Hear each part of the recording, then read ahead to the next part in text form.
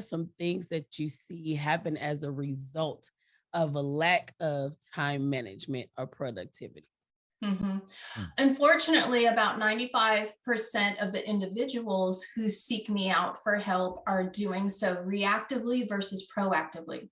And some of the reactive negativity that they're experiencing would be stress at work, because they are always worried about when will they get in trouble for being late, being past deadlines, for dropping the ball, for not communicating as often as they should. So they have that stress at work, which tends to carry over into their personal life.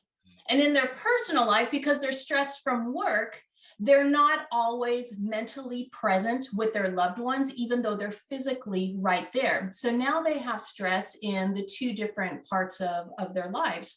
And it begins to take a toll on them mentally, physically, emotionally, which leads to not great decision making, which just is a part of the vicious cycle, because time management is truly all about mind management. It's making decisions about your time. And when your decision making is going downhill, then things just snowball and get worse.